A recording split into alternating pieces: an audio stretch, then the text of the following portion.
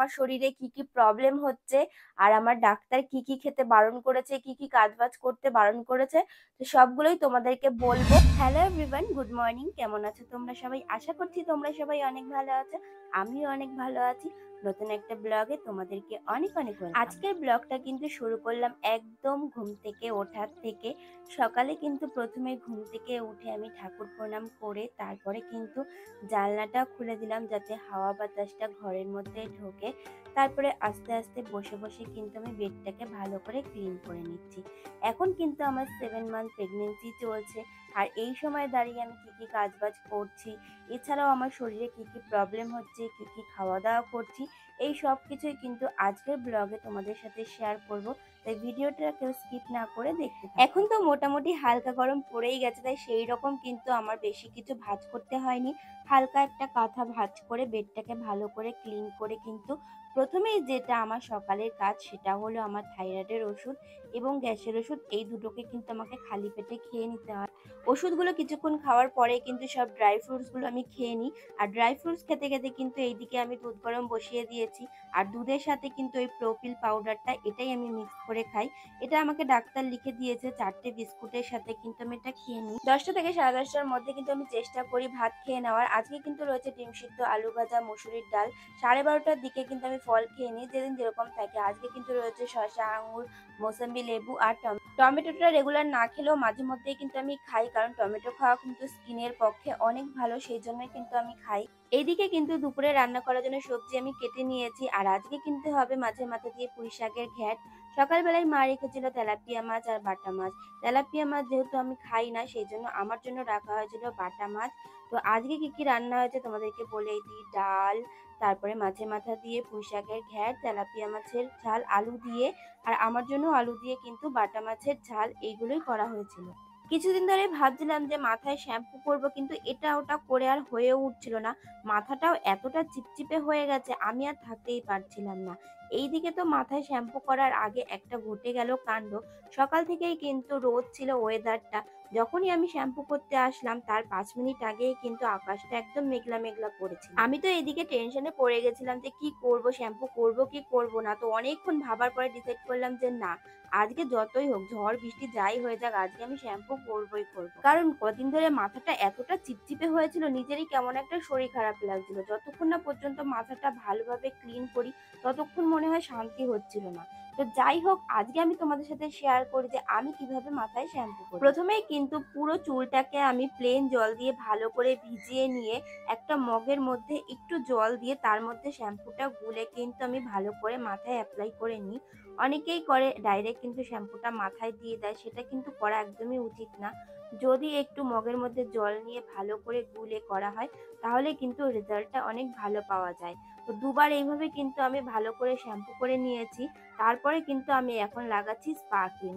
অনেকেই কিন্তু শ্যাম্পু করার পরে কিন্তু কন্ডিশনার লাগায়, আমি কিন্তু কন্ডিশনার লাগাই না। আমি বেশিরভাগই কিন্তু স্পা ক্রিমই লাগাই, কারণ কন্ডিশনারের থেকে কিন্তু স্পা ক্রিমে ভালো রেজাল্ট পাওয়া যায়। তোমরা তো জানো যে হেয়ারের জন্য স্পা করাটা কতটা গুরুত্বপূর্ণ। আর এই সময় দাঁড়িয়ে তো আমার প্রত্যেক মাসে মাসে স্পা করাটা একদমই সম্ভব না। সেই জন্য শ্যাম্পু করার পরে কিন্তু আমি স্পা ক্রিম দিয়ে ভালো করে চুলটাকে দুভাগে ভাগ করে এইভাবে টেনে নিই, তাহলে কিন্তু চুলটা অনেকটা স্মুথ হয়। এইভাবে কিছুক্ষণ টানার পরে কিন্তু চুলটাকে আমি ভালো করে আটকে রাখি 15 মিনিটের জন্য। তারপরে 15 মিনিট হয়ে গেলে কিন্তু আবার হালকা করে একটুখানি ম্যাসাজ করি। আর স্পা ক্রিমটা কিন্তু পুরো স্ক্যাল্প থেকে শুরু করে পুরো হেয়ারেই কিন্তু লাগানো যায়। কন্ডিশনার যেমন কিন্তু স্ক্যাল্পে লাগানো যায় না। এইভাবে যদি তোমরা কন্ডিশনারের বদলে স্পা ক্রিমটা অ্যাপ্লাই করো তাহলে কিন্তু অনেক ভালো রেজাল্ট পেতে পারো। আরেকটা কথা তোমাদেরকে বলি, কেউ কিন্তু শ্যাম্পু করার সময় চুলগুলোকে ঘষবে না। এই রকম লম্বা লম্বা করে যদি টেনে টেনে তোমরা মাথাটাকে শ্যাম্পু করে নাও তাহলে কিন্তু হেয়ারে অনেক ভালো রেজাল্ট পাবে। স্নান সেরে ঘরে এসে কিন্তু চুলটাকে ভালো করে ড্রায়ার দিয়ে আমি শুকিয়ে নিচ্ছিলাম। রেগুলার কিন্তু আমি ড্রায়ার ইউজ করি না। আজকে যেহেতু ওয়েদারটা খারাপ রয়েছে, বেশিক্ষণ কিন্তু আমার চুল ভেজা রাখা যাবেও না, তাহলে কিন্তু আমাদের দুজনেরই ঠান্ডা লেগে যাবে। সেই জন্য কিন্তু আমি ড্রায়ার দিয়ে ভালো করে চুলটাকে শুকিয়ে নিচ্ছিলাম। হেয়ারটা মোটামুটি শুকানোর পরে কিন্তু এখন আমি ইউজ করছি সিরাম। আর সিরামটা কিন্তু আমি নিয়েছি স্ট্রিক্সের সিরাম। দেখো, অল্প একটু হাতে নিয়ে আমি 2 হাতে ভালো করে ডলে নিয়ে তারপরে কিন্তু পুরো হেয়ারটাতে আমি অল্প অল্প করে লাগাচ্ছি। বেশি কিন্তু সিরাম নেওয়া যাবে না, তাহলে বেশি যদি নিই তাহলে কিন্তু পুরো হেয়ারটা একদম চিপচিপে হয়ে যাবে। তো অল্প একটু নিয়ে সারা চুলে যদি আমি ভালো করে অ্যাপ্লাই করি তাহলে চুলের যে একটা ফ্রিজিনেস থাকে সেইটা কিন্তু থাকে না, ভালো একটা সফট একটা রেজাল্ট পাওয়া যায়। আগে কিন্তু আমার হেয়ারটা অনেকটা ঘন ছিল, আমি প্রেগনেন্ট হওয়ার পরে কিন্তু আমার মাথার থেকে অনেক চুল পড়ে গেছে, নিচটা তো একদম পাতলাই হয়ে গেছে। আর এখন যেহেতু আমি চুল একদমই কাটতে পারবো না, সেই জন্য দেখো নিচটা কিরকম বাজে লাগছে, কিন্তু চুলটা কিন্তু অনেকটা সফট হয়েছে, হেলদি হয়েছে। তো আমার হেয়ার কেয়ারটা তোমাদের কেমন লাগলো তোমরা অবশ্যই জানিও। আর তোমরা কিন্তু এইভাবে ট্রাই করে দেখতেও পারো। হেয়ার কেয়ার করতে করতে কিন্তু আমার দুপুরবেলা খাওয়ার টাইম হয়ে গেছে, আর আমি কিন্তু চেষ্টা করি 2-2:30টার মধ্যেই ভাত খেয়ে নেওয়ার। তো এখন আমি আর শ্বশুরমশাই দুজনে মিলে কিন্তু ভাত খাচ্ছিলাম। মা বলেছে এখন খাবে না, একটু পরে খাবে, আর বরমশাই যেহেতু বাড়িতে নেই সেই জন্য বাবা আর আমি দুজনে মিলেই কিন্তু খাচ্ছিলাম। খাওয়া দাওয়ার পরে কিন্তু বাইরে বসে আমি একটা কমলা লেবু খাচ্ছিলাম। এখনো কিন্তু কমলা লেবুটা পাওয়া যায়, সেই জন্য আমি বাইরে একটু হাঁটাহাঁটি করছিলাম আর কমলা লেবু খাচ্ছিলাম, তার সাথে কুলও খাচ্ছিলাম। আর তোমরা তো দেখতেই পাচ্ছ বাইরের ওয়েদারটা কিন্তু এখনো কিরকম মেঘলা মেঘলা করে আছে। অনেকক্ষণ ধরেই তো তোমাদের সাথে শেয়ার করলাম যে সকাল থেকে আমি কি কি কাজ বাজ করলাম। তো এবার একটু ফ্রি টাইম নিয়ে তোমাদের সাথে বসলাম যে কিছু গুরুত্বপূর্ণ কথা তোমাদের সাথে শেয়ার করব। তো প্রথমত যে এখন এই টাইমে দাঁড়িয়ে এখন আমার 7 মাস চলছে, আর কিছুদিন পরেই আমি 8 মাসে পড়ে যাব। তো এই টাইমে দাঁড়িয়ে আমার শরীরে কি কি প্রবলেম হচ্ছে, আর আমার ডাক্তার কি কি খেতে বারণ করেছে, কি কি কাজবাজ করতে বারণ করেছে, তো সবগুলোই তোমাদেরকে বলবো। প্রথমত আমি ডাক্তারের কথাই বলছি যে যখন থেকে ডাক্তার আমাকে দেখেছে প্রথম দিন থেকে, তখন থেকেই কিন্তু আমাকে সেই রকম কিছু খেতে বারণ করেনি। আমার যেমন থাইরয়েড আছে কিন্তু তাও আমাকে সেই রকম কিছু খেতে বারণ করেনি, শুধুমাত্র ফাস্ট ফুড ছাড়া।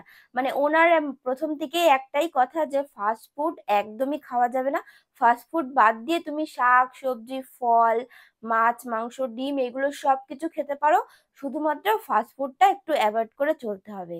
তো থাইরয়েডের জন্য যে এই খাওয়া যাবে না ওই খাওয়া যাবে না সেই রকম কিন্তু আমাকে ডাক্তার কিছুই বলেনি। কিন্তু আমি শুনেছি যে থাইরয়েডে নাকি ফুলকপি বাঁধাকপি এইগুলো খেতে নেই। তো সেগুলো আমার সব শোনা কথা, এবার আমার ডাক্তার যেহেতু আমাকে এগুলো বারণ করেনি সেই জন্য আমি মানে ওই অল্প অল্প খাই, একদম না যে খাই না, কিন্তু ওই মাঝে মধ্যে একটু খাওয়া পড়ে ফুলকপি বাঁধাকপি। কাজবাজের কথা যদি বলি যে ডাক্তার আমাকে কি কি বারণ করেছে, তো কাজবাজ বলতে আমাকে বলেছে যে ভারী কোনো জল তুলতে পারবে না বা ভারী কাচাকুচি থাকলে সেগুলো করবে না, আর এমনি নর্মাল তুমি সব রকম কাজবাজই করতে পারবে, সেরকম কোনো অসুবিধা নেই। বা একদমই যে বেড রেস্ট নিয়ে থাকতে হবে সেই রকম কিন্তু কোনো মানে নেই। তো এইগুলো হচ্ছে গিয়ে আমার ডাক্তারের কথা। এবার তোমাদেরকে আমি বলি যে আমার এই সময় দাঁড়িয়ে আমার শরীরে কোনো সমস্যা হচ্ছে কিনা। তো প্রথমেই তোমাদেরকে বলি যে এখন আমার 7 মাস চলছে, 7 মাস প্রায় কমপ্লিট হয়ে 8 মাসে পড়বে। তো এখন অবধি দাঁড়িয়ে ঠাকুরের ইচ্ছায় কিন্তু আমার শরীরে সেই রকম কোনোই সমস্যা নেই। অনেকের শুনি যে কোমরে খুব ব্যথা, তারপরে ঘাড়ে ব্যথা, পায়ে ব্যথা, এরকম অনেক রকম সমস্যা থাকে, এগুলো শুনি আমি অনেকের কাছ থেকে। কিন্তু ঠাকুরের ইচ্ছায় মানে এখনো আমার কোনো সমস্যা নেই শরীরে, যে এই ব্যথা ওই ব্যথা।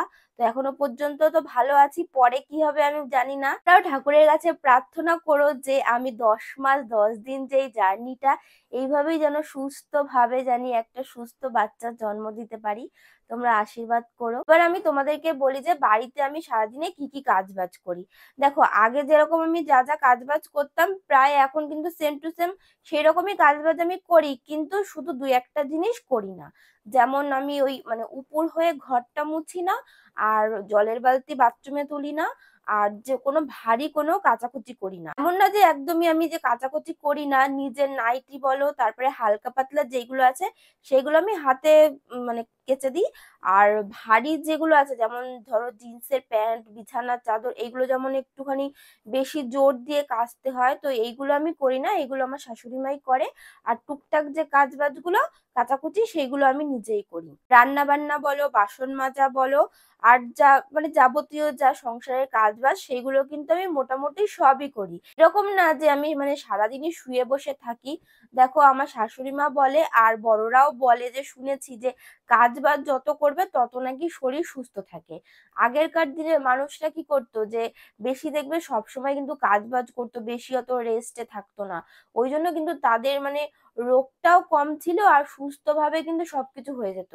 আর এখনের মানুষের মানে যত রেস্ট নেয় করে তাতে কিন্তু আরো বেশি মানে এই শরীর খারাপ ওই শরীর খারাপ, এই জন্য কিন্তু দিনে দিনে আরো বেশি হচ্ছে। আর তাতেও আরেকটা জিনিস আছে যে আগেরকার দিনে যেমন খাঁটি জিনিস সবকিছু পাওয়া যেত, এখন তো আর খাঁটি কিছু পাওয়া যায় না। এখন মানে ফল খেতে গেলে সেটার মধ্যেও সবকিছু ইনজেকশন পুশ করা থাকে। তো এখন খাঁটি জিনিস বলতে কিছুই নেই, ভেজাল সবকিছুতে আছে। এবার তার মধ্যে থেকে একটু একটু বেছে নিয়ে খেতে হয়, এই আর কি। সকাল থেকে মোটামুটি যা কাজ বাজ সবকিছুই কিন্তু করি, মাও করে আমিও করি, দুজনে মিলেমিশেই করি। আর এখন যেহেতু আমি পুজো দিতে পারি না, ওই জন্য ঠাকুর ঘরে মার অনেকটা সময় চলে যায়। আমাদের যেহেতু গোপাল আছে ওই জন্য ৩ বেলা পুজো দিতে হয়। তো ঠাকুর ঘরে মার অনেকটা টাইম চলে যায়। আর এদিকে এখন রান্না বান্নাটা আমি বেশিরভাগ করি। আগে কিন্তু মাই রান্না বান্নাটা বেশি করতো, আর এখন মানে আমি বেশি রান্না বান্নাটা করি। মা যেহেতু ঘর মোছে, কাচাকুচি, পুজো দেওয়া এইসব কাজকর্ম মা বেশিরভাগই করে। দুপুরে কিন্তু খাওয়া দাওয়ার পরেই আমি একদম রেস্ট নিতে পারি না। খাওয়া দাওয়ার পরে ওই ধরো 10 মিনিট মতো আমি বসি। তারপরে কিন্তু আমাদের ভিডিও শুট করতে হয়, তো দিন থাকতে থাকতে ভিডিওগুলো শুট করতে হয়। তো ভিডিও করার পরে তারপরে কিন্তু আমি একটু রেস্ট নিই। ধরো 2 ঘন্টা মতো আমি রেস্ট নিই। তারপরে আবার টুকটাক যা কাজ বাজ থাকে সেগুলো করি। আর হচ্ছে গিয়ে রাতে গিয়ে তখন একবারে ঘুমাই। মানে এই দিনে আমি এই 2 বারই রেস্ট নিই। মানে দুপুরে দুপুরে বলতে ওই বিকেলের দিকেই রেস্ট নেওয়া হয়, আর রাত্রেবেলায় যখন ঘুমাই তখনই। আর খাওয়া দাওয়া বলতে তোমাদের সাথে তো আমি শেয়ার করি যে আমি সারাদিন কি কি খাওয়া দাওয়া করি না করি। তো আমার কিন্তু প্রথম দিকে একটু সমস্যা হতো, যখন আমার মানে 3 মাস থেকে, 3 মাস না 2 মাস থেকে 5 মাস পর্যন্ত কিন্তু আমি সেই রকম কিছুই খেতে পারিনি। মানে 4 মাস পর্যন্ত আমার প্রচুর বমি হয়েছে। মানে এতটা বমি হতো, কিছু যদি আমি মুখে দিতাম সঙ্গে সঙ্গেই মানে বমি করে ফেলতাম। আর কিছু পেটেই থাকতো না, মানে শুধু বমি আসতো। তখন আমি বেশিরভাগ টাইমে শুয়ে বসেই থাকতাম, কারণ যদি এর কোনো একটা কাজও করতে যেতাম তাও মনে হয় বমি চলে আসতো। তো এইরকম কিন্তু আমার 4 মাসটা ভীষণ বাজে কেটেছে। তো যখন থেকে আমি 5 মাসে পড়েছি তখন থেকে কিন্তু আমার বমিটা আস্তে আস্তে কমেছে। আর আমি মানে 2 মাস থেকে 5 মাস অব্দি কিন্তু আমি মাছ টাছ কিছুই খেতে পারিনি। মাছ কেন, মাংস কিছু আমি খেতে পারি, মাংস তো আমি এখনো অব্দি আমি খেতেই পারি না। মাছটা 5 মাসের পর থেকে আমি একটু একটু খেতে পারি, এখন একটু একটু মাছ টাছ খেতে পারি। কিন্তু মাংসটা কিন্তু আমি এখনো অব্দি গন্ধই সহ্য করতে পারি না, জানি না কেন। অনেকে দেখি প্রেগনেন্সিতে মানে মাছ মাংস সবকিছুই খায়, আহ, তাদের কোনো অসুবিধা হয় না, কিন্তু আমি মাছ খেতে পারি, মাংসটা একদমই খেতে পারি না, জানি না কেন। আর পুরো প্রেগনেন্সিতে আমি মাংস খেতে পারবো কিনা সেটাও আমি বলতে পারছি না। আমার তো মনে হয় না যে আমি খেতে পারবো, কারণ আমার গন্ধটাই সহ্য হয় না। তো এইটা কেন হয় জানি না। তোমাদের কারোর যদি এরকম সমস্যা হয়ে থাকে অবশ্যই তোমরা কমেন্ট করে জানিও। তো এই সময় দাঁড়িয়ে ডাক্তার আমাকে কি কি খেতে বারণ করেছে আর কি কি খেতে বারণ করেনি, আমার শরীরে কি কি সমস্যা সবকিছু তো তোমাদের সাথে আমি শেয়ার করলাম। তো ভিডিওটা কেমন লাগলো অবশ্যই তোমরা জানিও। আজকের মতো টাটা, বাই বাই।